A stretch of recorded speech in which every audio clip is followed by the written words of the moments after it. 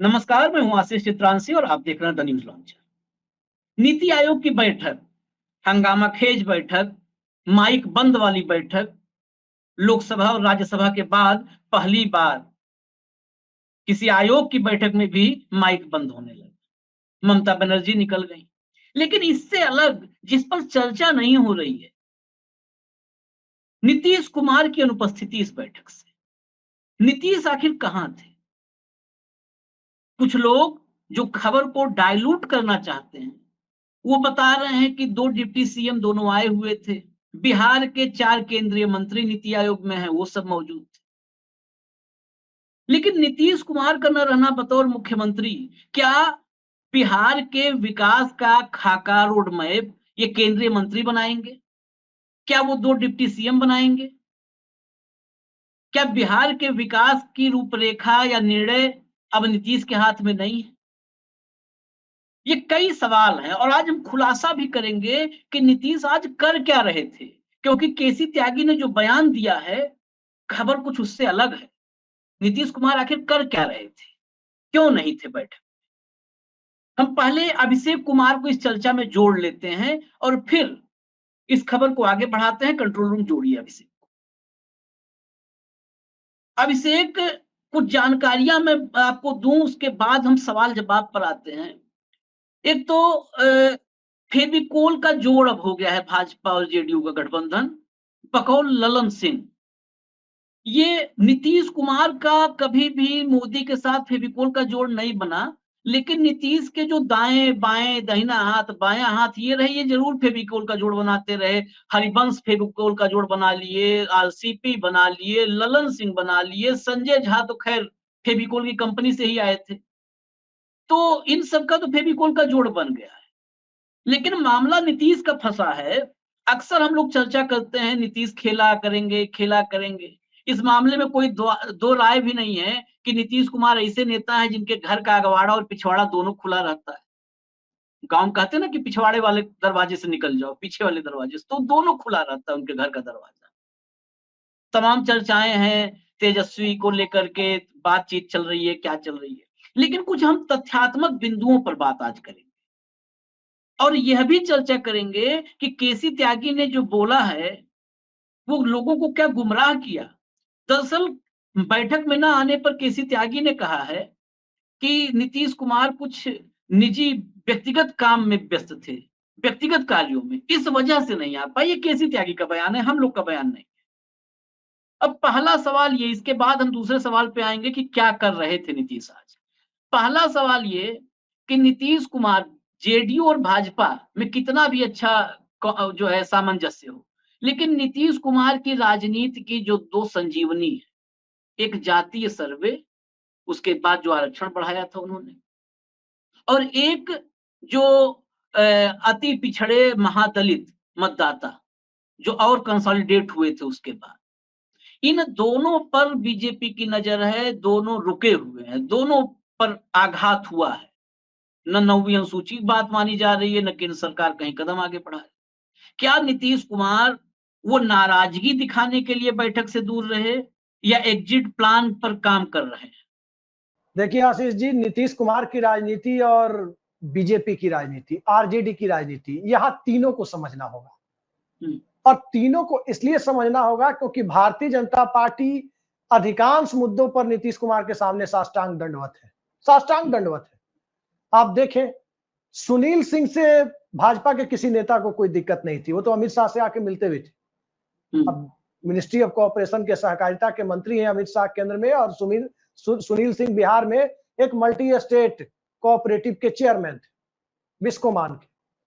सैकड़ों हजारों करोड़ का कारोबार है उस कोऑपरेटिव का। और सुनील सिंह को वहां से हटाना ये नीतीश कुमार की निजी इच्छा थी, कब से थी, जो पूरी नहीं हो रही थी। जैसे ही उनकी बैसाखी पे सरकार आई, बैक टू बैक 2 झटके सुनील सिंह को दिए। एक, अमित शाह के मंत्रालय से आदेश निकलवाया गया कि बिस्कोमान के निदेशक नहीं रहेंगे, जो बहुत बड़ा झटका है सुनील सिंह के लिए। आरजेडी की फाइनेंशियल पाइपलाइन लंबे समय से सत्ता दूर रहने की वजह से, बिस्कोमान की वजह से चल रही थी, ये कहने में किसी को कोई गुरेज नहीं होना चाहिए। सुनील सिंह हटाए गए। और सुनील सिंह को लगे हाथ बैक टू बैक 2-4 घंटे के अंदर बिहार विधान परिषद की सदस्यता से भी हाथ धोना पड़ा। वो आचरण समिति का मामला था, उससे हाथ धो, खैर वो बहुत छोटा मामला है सुनील सिंह के लिए, फिर चुन के आ जाएंगे, वो कोई बड़ा इशू नहीं है। लेकिन बिस्को मान जाना, ठीक इसी तरह से भारतीय जनता पार्टी जहां ईबीसी पॉलिटिक्स करना चाहती थी, जहां कुशवाहा पॉलिटिक्स करना चाहती थी, वहां बीजेपी को, अब तो बिहार में लोग हास्य व्यंग में कह रहे हैं कि कलवार जनता पार्टी है, जायसवाल जनता पार्टी। 0.25% जनसंख्या वाली जाति के नेता को प्रदेश अध्यक्ष बना करके भारतीय जनता पार्टी को सीमित कर दिया एक बड़े दायरे में कि अब आप वहीं रहिए, पिछड़ों और अति पिछड़ों की राजनीति हमें करने दीजिए, जाइए अपर कास्ट वैश्य, अपर कास्ट नहीं सॉरी मतलब ओबीसी के जो वैश्य हैं उनकी और अपर कास्ट की राजनीति आप करते हैं, आप उसमें घुसते रहिए, करते रहिए। वहां बीजेपी को छोड़ दिया कि इधर ताकिएगा भी मत अति पिछड़ा महादलित और कुर्मी कुशवाहा की राजनीति में। हाँ, माथा लड़ाना है तो यादव पॉलिटिक्स में घुस सकते हैं, घुसने की कोशिश कर सकते हैं।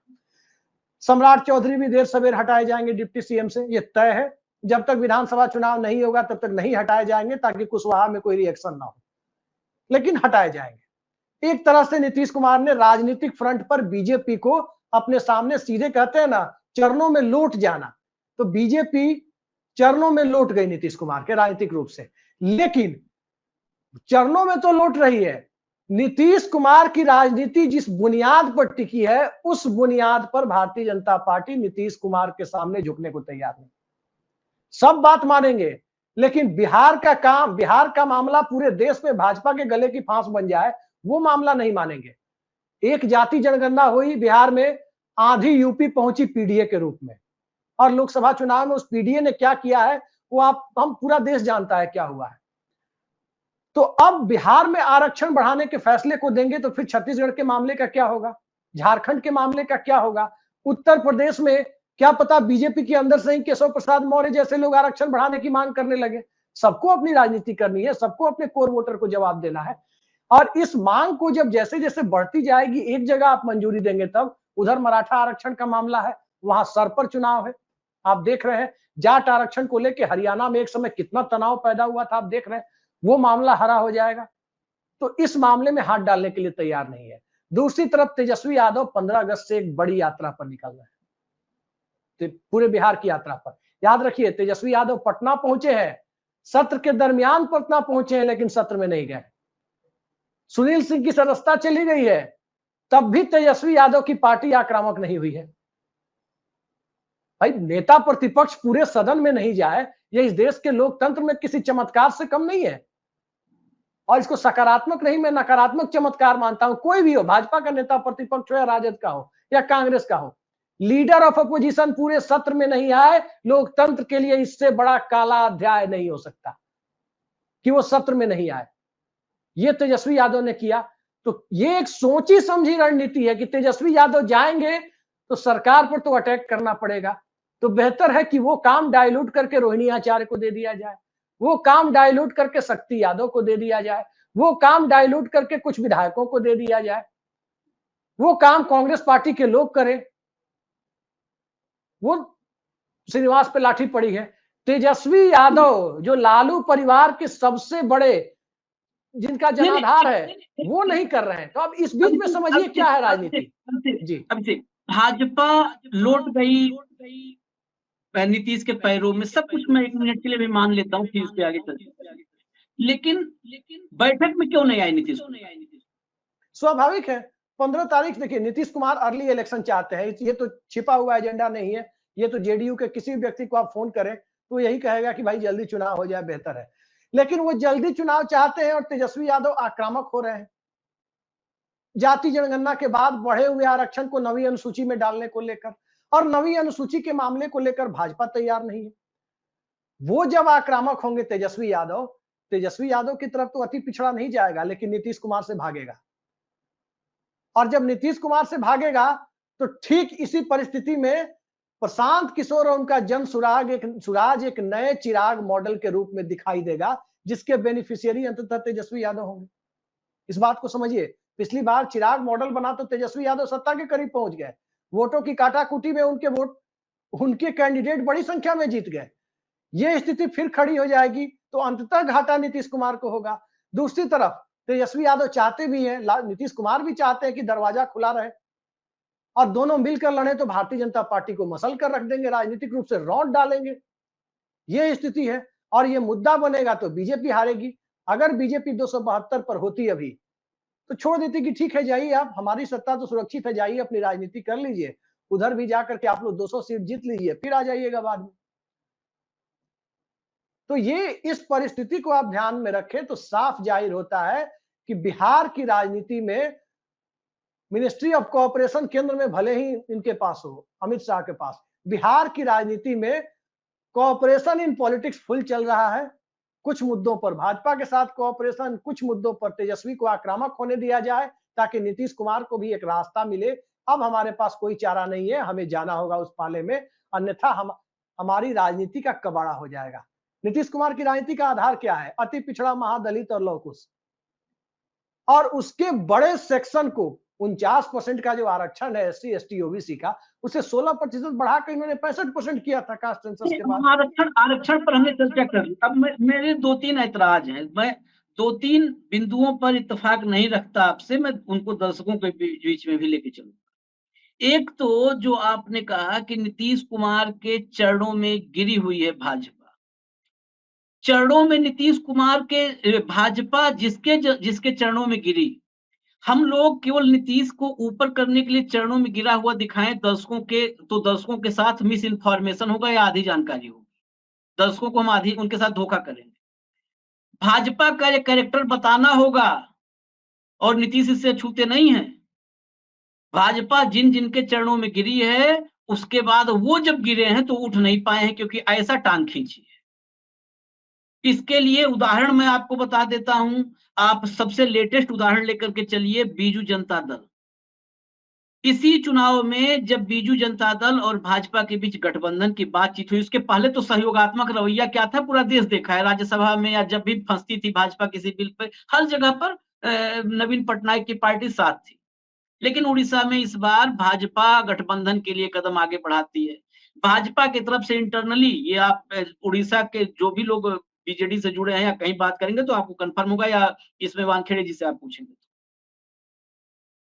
भाजपा ने उनके साथ ये डील एक बनाई, जब गठबंधन हुआ कि अब नहीं होगा, तो डील ये तय किया कि आप विधानसभा में डमी दो, लोकसभा में हम डमी देंगे। मतलब भाजपा वालों भाजपा के खिलाफ लोकसभा में बीजू जनता दल कमजोर प्रत्याशी थे और भाजपा विधानसभा में, पहले बीजू जनता दल ने प्रत्याशियों का ऐलान कर दिया, लोकसभा में कमजोर प्रत्याशी डमी दे दिए। उसके बाद बीजेपी अटैकिंग हो गई, आक्रामक हो गई राज्य सरकार पर, और फिर कुछ हाथ में नहीं रह गया नवीन पटनायक। पंजाब में शिरोमणि अकाली दल क्या जूझ रही इस समय, किस हालात में है? इंटरनल पॉलिटिक्स पार्टी के भीतर की किस हालात में है? एसएडी कभी उसके पैरों में थी भाजपा, कभी शिवसेना के पैरों में थी, जो है महाराष्ट्र में शिवसेना के पैरों में थी भाजपा। और जिस बिहार की आप बात कर रहे हैं, उस बिहार में उस कदर पैरों में थी कि जब नीतीश कुमार के की अपनी सीटें 100 से ज्यादा हुआ करती थी, शायद 117 सीट एक बार थी, तो उस दौर में भी पैरों में थी, और पैरों में ही पड़े पड़े 43 पे ले आई। इस बात को नहीं रेखांकित हम लोग करते हैं तो नीतीश को बढ़ा चढ़ा करके दिखाते हैं कि जो है कि नीतीश ही पूरे नीतीश ही इस बिहार की राजनीति के ब्रह्मा विष्णु महेश हैं, ये हम दिखाते हैं। 117 से 43 तक चरणों में पड़े पड़े ले आई ना, तब भी चरणों में थी, आज भी चरणों में। मैं आपके पास आ रहा हूँ, ऑडियो प्रॉब्लम कर रही है इसलिए आपके पास आ रहा हूँ, आपके पास आऊंगा तो फिर आपके ही पास रहूंगा। तो ये कुल मिला के पैरों वाली राजनीति हो गई। दूसरी बात तेजस्वी की आपने जो की कि तेजस्वी आक्रामक नहीं है, तेजस्वी विधानसभा में नहीं आए, तेजस्वी बिहार की राजनीति में विपक्ष को कमजोर कर रहे हैं, ये कहने में मुझे कोई गुरेज नहीं है। मेरे इस वीडियो पर हो सकता है नीतीश के समर्थक भी मुझे गाली दे और तेजस्वी वाले। तेजस्वी असुरक्षा की भावना से ग्रस्त एक ऐसा विपक्षी नेता है जो विपक्ष की राजनीति का सत्यानाश बिहार में कर रहा है। उसे कन्हैया से असुरक्षा है, उसे पप्पू यादव से असुरक्षा है। असुरक्षा के बोध से ग्रसित विपक्षी नेता कभी सत्ता को हिला ही नहीं सकता है। तेजस्वी के साथ सबसे बड़ी दिक्कत जो मैं व्यक्तिगत रूप से ऑब्जर्व करता हूं, तेजस्वी के साथ सबसे बड़ी बीमारी है कि वो नीतीश कुमार की कृपा से मुख्यमंत्री की कुर्सी कभी ना कभी प्राप्त करना चाहते हैं, कि नीतीश की कृपा से मिल जाएगा। जो नीतीश खुद सबकी कृपा पर भले वो जाहिर ना होने दे, किसी न किसी की नस दबाए रहे, लेकिन जो खुद दूसरे की कृपा पर मुख्यमंत्री 20 साल से हैं, उस नीतीश की कृपा से चाहते हैं कि नीतीश कभी तो रिटायर होंगे और हमको सौंप देंगे तख्तोताज। पता नहीं लालू यादव ने कैसी ट्रेनिंग दी है। ये जो रहमो करम पर मैं आ रहा हूँ आपके पास आ रहा हूँ, थोड़ा सा हम लोग की चर्चा है तो बतौर एंकर और गेस्ट नहीं है, इसलिए थोड़ा सा वक्त ले रहा हूँ। सब मैं दर्शकों से भी माफी मांगूंगा, कई बार दर्शक कहते हैं कि एंकर को कम बोलना चाहिए, लेकिन म्यूचुअल हम लोग चर्चा कर रहे हैं, एंकर की हैसियत से मुझे मत देखें। तो ये नीतीश कुमार के सामने जो तेजस्वी है ना, तेजस्वी ने ही नीतीश की राजनीति को अगर मजबूत करके किसी ने रखा है तो ये भी मैं बताऊं तेजस्वी यादव ने रखा है। नीतीश के सरकार में 20 साल में भ्रष्टाचार में फलते फूलते आईएएस, नीतीश के अनैतिक राजनीति, नीतीश का हर दिन पलटना, नीतीश की 25 कमजोरियां, कभी भी आक्रामक, जो आपने कहा ना, मैं उसी बात को आगे बढ़ा रहा हूं। तेजस्वी कभी आक्रामक नहीं, क्योंकि वो रहमो करम का इंतजार कर रहे हैं। आक्रामक नहीं होते हैं, रास्ता खुला रहे। तो जो आदमी दूसरे के खिड़की और दरवाजे के भरोसे रहेगा, वो अपना दरवाजा और खिड़की बना नहीं पाएगा। ये तेजस्वी की कमी है। अब मैं आपके पास आ रहा हूं, जो आप कहना चाहते थे, मुझे जो आपके विश्लेषण में, क्योंकि 2-3 बातें हम लोग, कई बार होता है कि किसी को ज्यादा बढ़ा के हर चीज में, नीतीश तो चरणों में ही कहां पहुंच गए बीजेपी को रखे हुए, ये बात नीतीश को समझनी होगी। मैं अब आ रहा हूं जिस बैठक पर, आखिर नीतीश कुमार आज जो थे नहीं, केसी त्यागी ने जो इंफॉर्मेशन दिया है, क्या वो सच है? नीतीश व्यक्तिगत किसी काम में व्यस्त थे, क्या काम था? देखिए आशीष जी, आपने जितने सारे मुद्दे रखे, मैं एक एक कर सिलसिलेवार ढंग से जो मेरे पास जानकारी है या जो मेरी एनालिसिस है मैं आपके सामने रखता हूं, अपने दर्शकों के सामने रखता हूं। पहली चीज कि आपने केसी त्यागी की बात की कि केसी त्यागी ने कहा कि निजी व्यस्तताओं की वजह से आप ध्यान रखिए, कोई भी मुख्यमंत्री की निजी व्यस्तताएं उसकी संवैधानिक व्यस्तताओं की जगह प्राथमिकता सूची में ऊपर नहीं हो सकती। ये एक सामान्य बात है, सामान्य सी समझ है कि कोई व्यक्ति जो भारत के संविधान की शपथ लेकर के किसी पद पर बैठा हुआ है, उसकी कोई भी निजी व्यस्तताएं उसकी बतौर मुख्यमंत्री या बतौर संवैधानिक पद जो उसकी व्यस्तताएं हैं, उससे ज्यादा बड़ी नहीं हो सकती। लिहाजा नीतीश कुमार को नहीं जाना था, नहीं गए। केसी त्यागी प्रवक्ता हैं, उनको जो कहना था कह दिए। दूसरी चीज, केसी त्यागी नीतीश कुमार की गुड बुक में बहुत ऊंचा स्थान नहीं रखते। ये बात, उस तथ्यों तक हम नहीं जाएंगे, छोड़ दीजिए। वो शरद यादव के करीबी थे, और नीतीश कुमार के करीबी लोग यहां तक कहते हैं कि जब वो शरद यादव के नहीं हुए तो नीतीश कुमार के कहां से हो जाएंगे। सीधी बात। दूसरी बात, आपने कहा भारतीय जनता पार्टी ने उन्हें 117 से 43 तक लाके खड़ा किया, 43 तक। लेकिन 117 के दौर से 43 तक लाके खड़ा करने में जब चिराग मॉडल खेला गया, जिससे वो 43 पर आए, याद रखिए भाजपा 300 प्लस थी, उसे बैसाखी की जरूरत नहीं थी। वो किसी के रहमो करम पर नहीं थी। आप किसी के रहमो करम पर नहीं है तो आप खुल के खेल सकते हैं, सीधी बात है। जब कोई किसी के रहमो करम पर नहीं हो, खुल करके खेल सकता है। आप देख रहे होंगे लोकसभा चुनाव में जो किसी के रहमो करम पर नहीं थे, खुल के खेल रहे थे। रायबरेली में खुल के खेल रहे थे कि हम जीतेंगे। अमेठी में खुलकर खेल रहे थे किशोरी लाल शर्मा कि हम जीतेंगे। जो लोग रहमो करम पर थे, वो लोग थोड़ा बच बचा के सबको साथ लेकर के चलना था, वो उस तरह से खेल रहे थे। राहुल गांधी वायनाड में किसी के रहमो करम पर नहीं थे, एकदम। इससे बड़ी सच्चाई कोई और नहीं हो सकती। आज की तारीख में नरेंद्र मोदी, नीतीश कुमार और चंद्रबाबू नायडू के रहमो करम पर है, ये फैक्ट नंबर 1 है। और जब फैक्ट नंबर 1 है कि आप उस व्यक्ति को नहीं छेड़ सकते, मतलब आपके पास, हमारे पास अगर कोई ऐसा वीडियो एडिटर हो जिसके पैरेलल कोई वीडियो एडिटर हमें ढूंढने में दिक्कत हो, हम और आप उस वीडियो एडिटर को नहीं हटा सकते, उसकी तमाम बातों को सुनना पड़ेगा। ये एक व्यावहारिकता है, और इस व्यवहार, हर संस्थान, हर पार्टी, हर गठबंधन ऐसे ही चलता है, हर कॉर्पोरेट ऐसे ही चलता है। इमरान खान की टीम में जावेद मियादाद थे। जावेद मियादाद का टेम्परामेंट सबको पता है कि किसी से बनती नहीं थी, कब किसको क्या बोल दें। लेकिन जावेद मियादाद के बिना क्या वो टीम बनती थी? क्या 80 के दशक वाली पाकिस्तान की टीम नहीं बनती थी। तो यही कारण है कि ये टीम बनाई गई है। यहाँ 300 नहीं है, यहाँ 240 है। तो वहां नीतीश कुमार को भी बात सुननी होगी। देहात में कहावत है, दुधार गाय के 2 लात भी सही। अगर कोई गाय मरखा गाय होती है ना, तो मरखा गाय, जो गाय दुहने के समय जो हाथ पैर चला के किसी का हाथ पैर तोड़ भी देती है गाय दुहने वाले का, लेकिन गाय अगर दूध देने वाली है तो लोग उसकी 2 लात को ही बर्दाश्त करते हैं।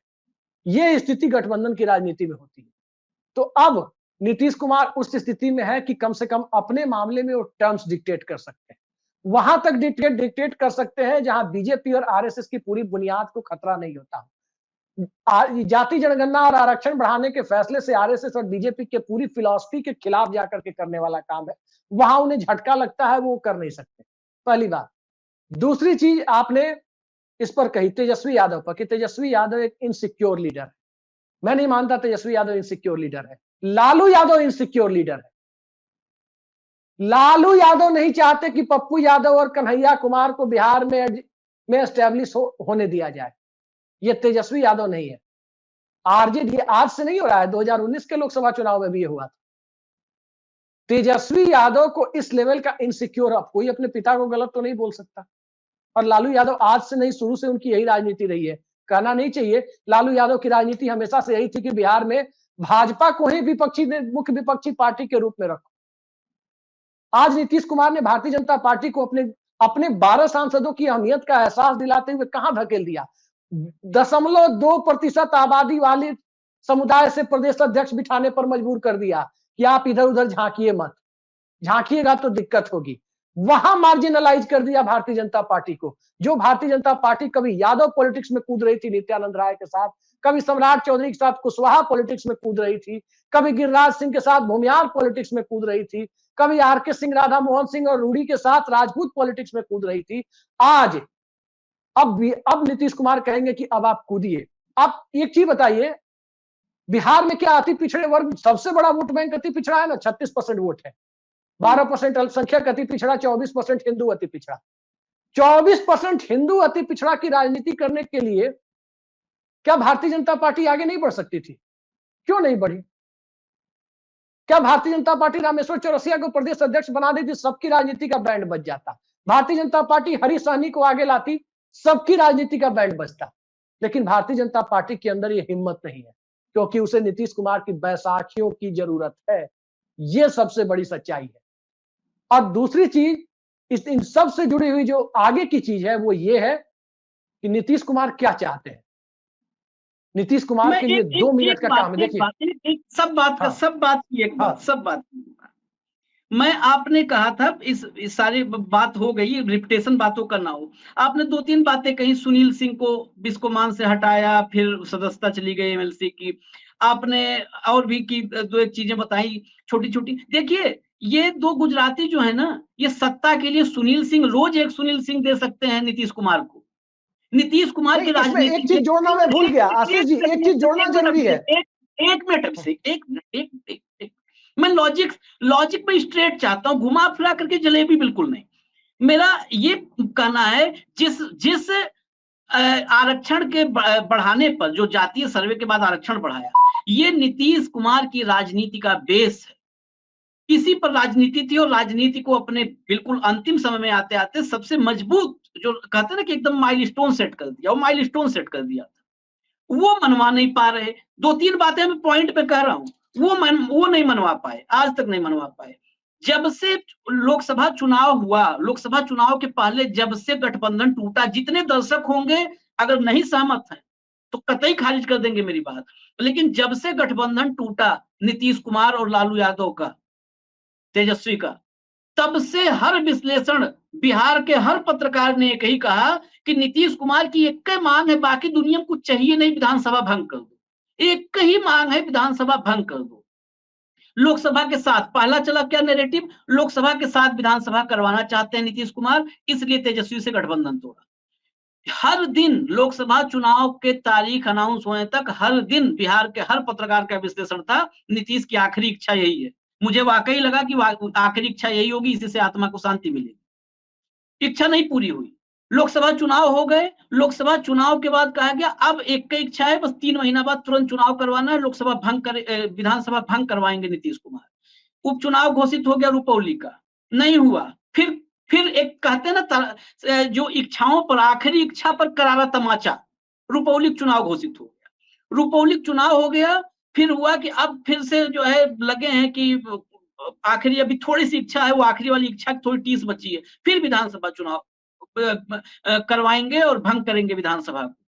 कोई इच्छा नहीं पूरी हुई। आखिरकार यहाँ पर जो है इनके नेताओं ने भी कहा 2025 के चुनाव में हमारे नेता नीतीश कुमार होंगे, नेता कह रहे हैं 25 के चुनाव में।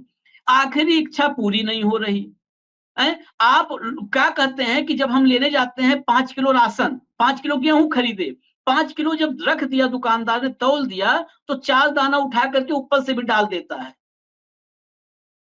गेहूं चावल कुछ भी। दूध लीजिए तो दूध रोज घर में आता है ना, 2 लीटर दूध लेता है तो जो ग्वाला आता है दूध देने के लिए, 2 लीटर डालने के बाद थोड़ा सा उठा करके उसी वाले नपना से थोड़ा सा और डाल देता है। वही है सुनील सिंह को बिस्कोमान से हटाना। ये 2 लीटर दूध तो जो आपको चाहिए था वो तो मोदी साहब दे नहीं रहे हैं। वो जो पसंगा ऊपर से 3 बूंद गिरा दे रहे हैं, उसी कह रहे हो कि कदमों में आ गए, लोट गए, पोट गए, नाक रगड़ दिए, घुटने टेक दिए, रेंगने लगे। आपकी जिन मांगों पर पिछले 1 साल से बिहार के पत्रकार रोज कहते हैं कि नीतीश कुमार एकदम घुटने पे ले आएंगे, झुका देंगे, एक को मांग नहीं मानी है, एक मांग नहीं मानी है। इस पर हम चाह रहे हैं। आशीष जी, पहली बात, सुनील सिंह वाला मामला वो दूध के नपना वाला मामला नहीं है। सुनील सिंह वाला मामला व्यक्तिगत रंजिश का मामला है। मामले पे बताइए, सुनील सिंह के मामले को बड़ा हमको नहीं करना है, हमें ये 2 जो बड़े हैं उनको बताइए आप। नहीं, मैं उसी पर आ रहा हूं। देखिए, विधानसभा भंग करने की नीतीश कुमार की इच्छा कब से है? जब वो महागठबंधन के साथ थे तब से है, क्योंकि वो 43 के नंबर को ऊपर ले जाना चाहते हैं। और 43 के नंबर को ऊपर ले जाना उनकी जितनी बड़ी प्राथमिकता नहीं है, उससे ज्यादा बड़ी प्राथमिकता उनकी ये है, इस सब पर गौर कीजिएगा, ज्यादा बड़ी प्राथमिकता उनकी ये है कि राजद और भाजपा दोनों पार्टियों का विधायक दल विधानसभा में जदयू से छोटा रहे, या कम से कम इन दोनों में से एक का विधायक दल जदयू से छोटा रहे। जो छोटा रहेगा उसके साथ गठबंधन कर स्मूथ अलायंस चलाने में दिक्कत नहीं होगी। मानसिकता ये है। अब चुनाव में पेच कहां फंस रहा है? पेच वहां फंस रहा है कि जब जातिगत आरक्षण का मुद्दा जैसे ही उठता है, बिहार की राजनीति गर्म हो जाती है।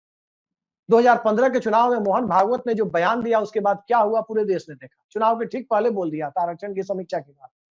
अब तेजस्वी यादव लेकर के निकल रहे हैं। देखिए, तेजस्वी यादव की राजनीति की सीमा है।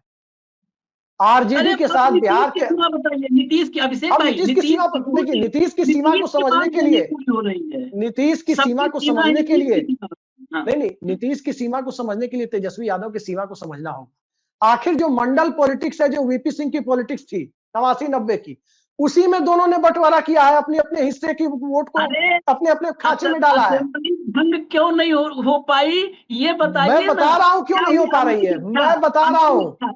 आज नीतीश कुमार चाहते हैं जब वो चुनाव के लिए तैयार हो जाएं, बदली हुई परिस्थितियों में, क्योंकि बदली हुई परिस्थितियों में हाईकोर्ट का फैसला आ गया, और हाईकोर्ट के फैसले ने, जो लोकसभा चुनाव के बाद आया, उसने नीतीश कुमार की मानसिकता पर, जो उनकी इच्छा थी, उस पर एक तुषारापात कर दिया कि विधानसभा भंग करके जाने में ये डबल एज सोर्ड है, 2-धारी तलवार है। अब क्योंकि सवाल वो पूछेंगे कि आपने आरक्षण बढ़ाया कैसे, वहां कोई संसद में नहीं जाना है, सिर्फ और सिर्फ कैबिनेट का फैसला होना है कि नवी अनुसूची में डाल, कैबिनेट फैसला देकर राष्ट्रपति भवन भेजेगी, एक गजट नोटिफिकेशन निकल जाएगा। जैसे 5 अगस्त 2019 को आधी रात को एक गजट नोटिफिकेशन निकल गया कि धारा 370 में एक सेक्शन डी जोड़ा जाता है, बस वैसे निकल जाएगा कि नवी अनुसूची में एक विषय चला गया बिहार का। जाना चाहता मैं कुल मिला जुला करके कि विधानसभा भंग करने वाली इच्छा उनकी अधूरी रह गई। जो कहते हैं अंतिम इच्छा बता रहे थे आप लोग, वो अंतिम इच्छा अभी इसको अधूरी, देखिए अभी इसको अधूरी नहीं मान सकते। पहली चीज ये कि अभी हम इसको अधूरी इसलिए नहीं मान सकते क्योंकि बिहार की राजनीति अभी कौन सा शेप लेती हुई दिखती है, खास करके वोटर्स के मिजाज के हिसाब से। तेजस्वी यादव की यात्रा निकलने दीजिए, उस यात्रा में ओबीसी वर्ग के खास समुदाय से बाहर के कितने ओबीसी और ईबीसी के वोटर राजद के प्रति सकारात्मक रुख दिखाते हुए दिखते हैं, वो सबसे बड़ा लिटमस टेस्ट है। आपने ईबीसी समाज से बीमा भारती को टिकट दिया, लोकसभा में 28,000, विधानसभा में भी जमानत शायद जब्त हो गई है या बची है मुश्किल, या जब्त हो गई है मुझे नहीं मालूम है, वो बहुत बॉर्डर लाइन केस था। ठीक इसी तरह से अब रैपिड फायर के सवाल पे आता हूँ मैं। देखिए आपने कहा यात्रा पर डिपेंड है, यात्रा पर डिपेंड है। अगर यात्रा पर डिपेंड है तो तेजस्वी ने जब ये गठबंधन टूटा था तो जो यात्रा निकाली थी बड़ी धमाकेदार यात्रा थी, हुजूम टूट रहा था, मंच नहीं बच पा रहे थे, मंच हुजूम टूट रहा था, हुजूम टूट रहा था जी। वास्तविकता ये थी कि उसमें सिर्फ एक आध खास समुदाय के लोग ही हावी थे। गुरुजी, मैं वही बात कर रहा हूँ। तब इस बार जो रैली यात्रा में लोग आएंगे, नीतीश कुमार उनका आधार कार्ड चेक करवाएंगे क्या? इस बार जो आएंगे, एक मिनट, मैं चाहता हूँ डिबेट बड़ा क्लियर कट हो, भले दर्शक हमें पसंद ही न करे तो भी इस बार आधार कार्ड चेक करवाएंगे कि नीतीश की रैली में यात्रा में आ रहे हो, कौन जात का हो, आधार कार्ड रजिस्टर मेंटेन करेगा डीएम वहां का, तहसीलदार रजिस्टर लेके आएगा। पहली बात ये। दूसरी बात, यात्रा पर ये है, यही फॉर्मूला, इसीलिए बिहार में राजनीतिक अनिश्चितताओं में पत्रकारों की भी महती भूमिका मैं मानता हूं कि वो नीतीश कुमार के मास्टर स्ट्रोक के नीचे कुशन लगाते रहते हैं पूरे सालों साल। ये नीतीश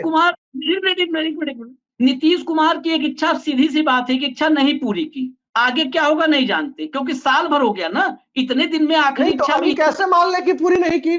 क्योंकि आचार संहिता तो सितंबर में लगनी है महाराष्ट्र, हरियाणा, झारखंड के लिए।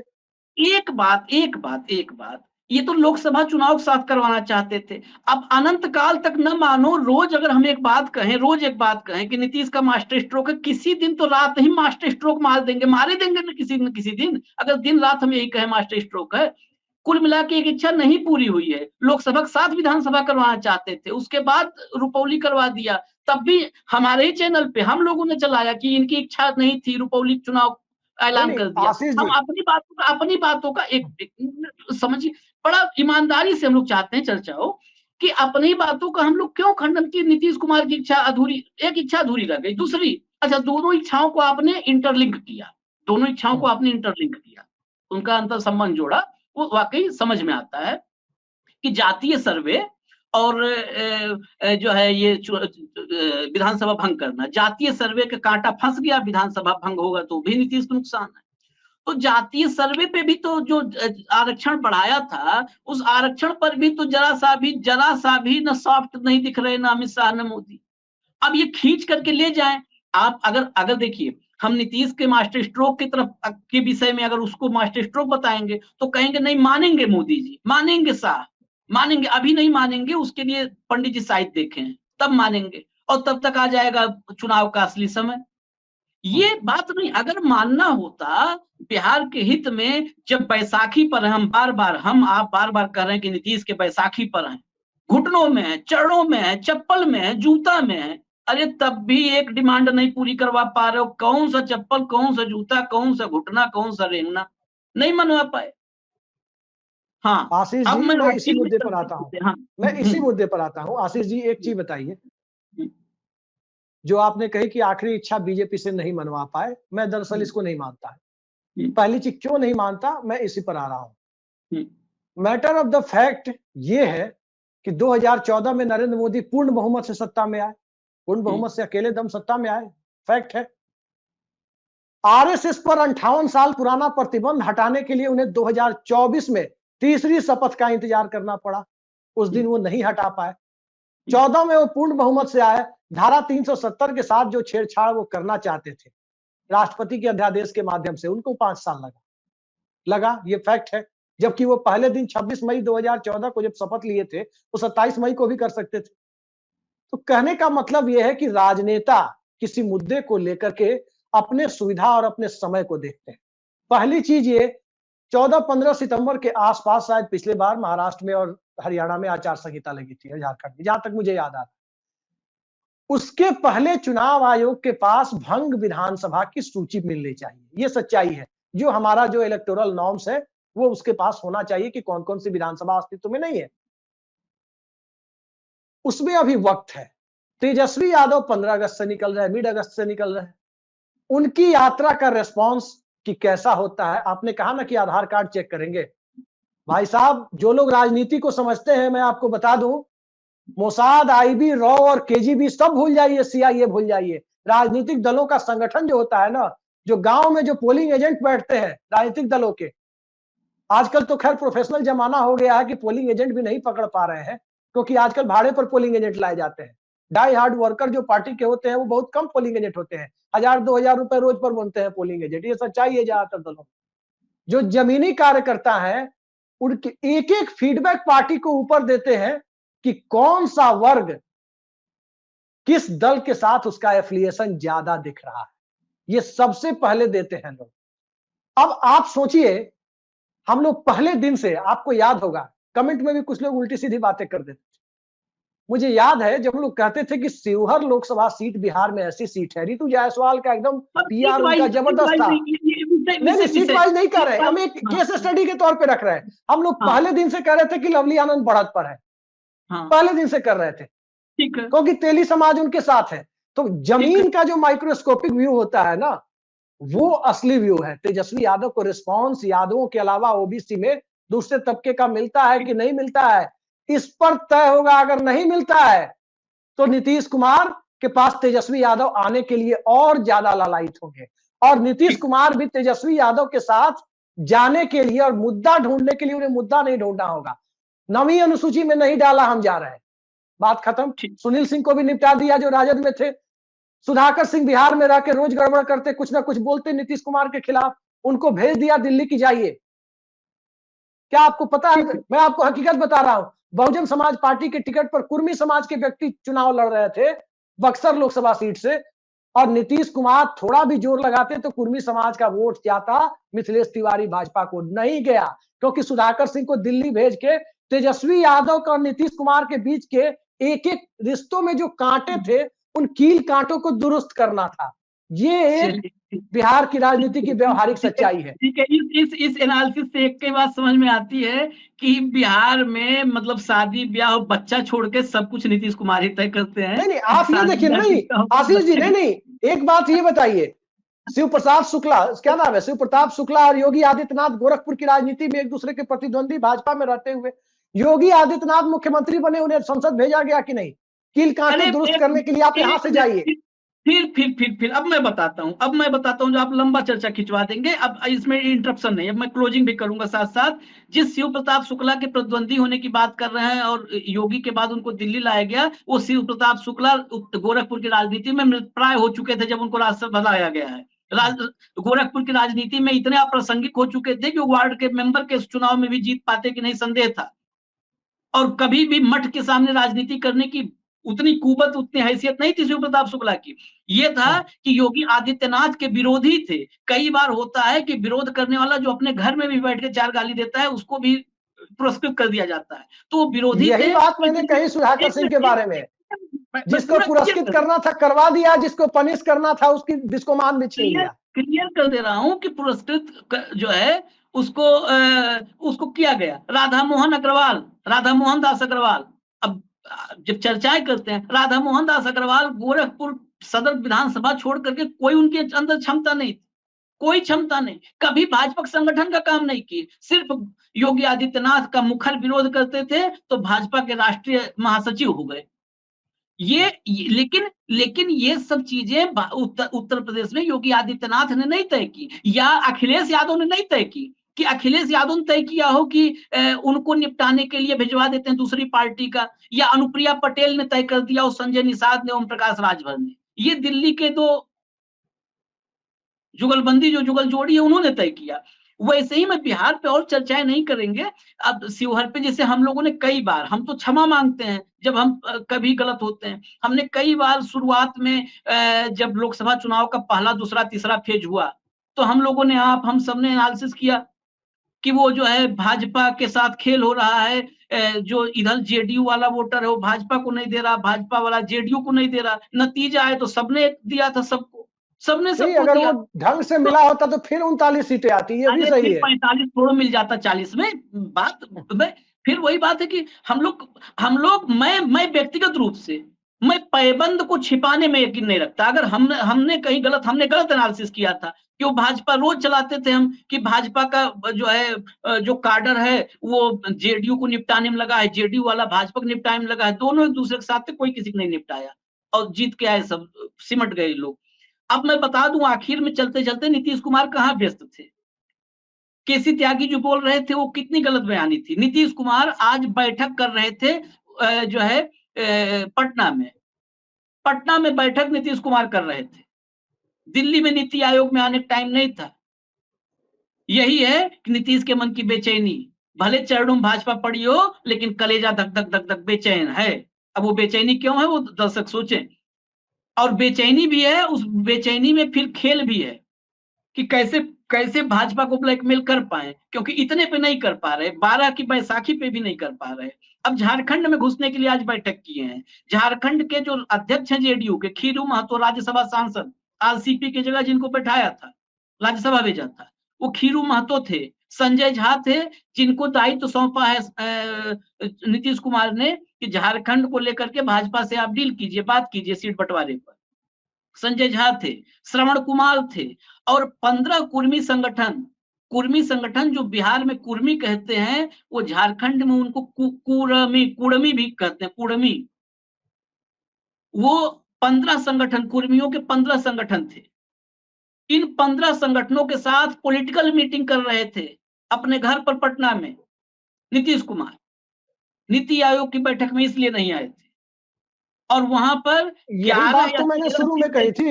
एक मिनट मैं शुरू में बात नहीं थी। ये अगर मैंने ये कहा था आशीष जी, भैया अभिषेक जी, गुरु जी, मैं एक बात कहता हूं, जब सब चरणों में पड़े हैं तो फिर इतना डायरेक्ट, जब कान यहां से हाथ में सीधा आ रहा है तो यहां कहां घुमा पकड़ना है। जब सब चरणों में पड़े हैं, बता दो कि हमको झारखंड में भी 3 सीट चाहिए, वो देंगे। जब चरणों में पड़े हैं, सब एकदम गिड़गिड़ा रहे हैं, रेंग रहे हैं, रो रहे हैं, तो दे देंगे 4 सीट। जितना आप मांगोगे आपकी बात मान लेंगे। ना आपका जातीय सर्वे मान रहे हैं, आरक्षण माने, न विधानसभा भंग करने मांगे। तो अब आपको घुमा फिरा करके दबाव बनाना पड़ रहा है। वही दबाव बनाने का काम झारखंड के जरिए कर रहे हैं। झारखंड में कूदेंगे। झारखंड में बहुत महत्वपूर्ण है ये कुर्मी मतदाता। तमाम सीटें ऐसी हैं जहां पर इनका बड़ा प्रभाव है, और इसी वजह से सुदेश महतो को इतने दिन से साथ साथ लेके चल रहे हैं। अब जयराम महतो भी एक खिलाड़ी आ चुका है वहां, और 15 कुर्मी संगठन बुलाए थे। सीटें भी आपको बता दें, 11 या 13 सीटों की एक सूची भी बनाई है कि ये सीटें चाहिए उनको। सीट बहुत ज्यादा मांगे हैं, इतनी चाहिए। और +1 जितनी भी 11-13 की सूची गई है, उसमें +1 है। +1 सरयू राय की सीट है। सरयू राय को भी अपने साथ रखे हैं प्रेशर को थोड़ा सा बढ़ाने में, क्योंकि यही सरयू राय पिछली बार झारखंड से विदाई करवा दिए थे भाजपा की, मुख्यमंत्री को ही हरा करके भेज दिए राजभवन में। तो ये है पूरा खेल जो आज नीतीश कुमार नए सिरे से फिर से बुन रहे हैं सलाई लेकर के, कि जो है अब झारखंड के लिए, क्योंकि झारखंड में चुनाव है, और तीनों चुनाव, महाराष्ट्र, हरियाणा, झारखंड, अभी तो उपचुनाव हारे थे, 13 सीट पे इतनी बुरी हार मिली, तो फजीहत पूरे देश में हुई है। अगर तीनों विधानसभा चुनाव हाथ से निकल गए तो सरकार खतरे में आ सकती है दिल्ली वाली, क्योंकि ये संदेश होते हैं। और साथी सहयोगी जो होते हैं सहपाठी, वो कभी नहीं चाहते कि दोस्त के साथ कहीं गलत काम करते हुए पकड़े जाएं, कि घर पे माँ बाप मुर्गा बनाए। तो जब ये सहयोगियों को लगेगा कि अब इनके साथ चलने में अपना भी प्रदेश हार जाएंगे, अपनी भी सीट हार जाएंगे, तो सहयोगी भी पुनर्विचार करते हैं। उदाहरण के लिए आपको बता दें हम संगमा साहब को, पीए संगमा के सुपुत्र, संगमा साहब के सुपुत्र अभी भी कोनराड संगमा नाम है, अभी भी मुख्यमंत्री हैं, एनडीए के हिस्सा थे। दोनों सीट इस बार लोकसभा की 2 सीटें थी, दोनों हार गए। उसके बाद अभी बात है 2 दिन पहले कि उनका बयान आया कि अब भाजपा के साथ गठबंधन में कोई चुनाव नहीं लड़ेंगे।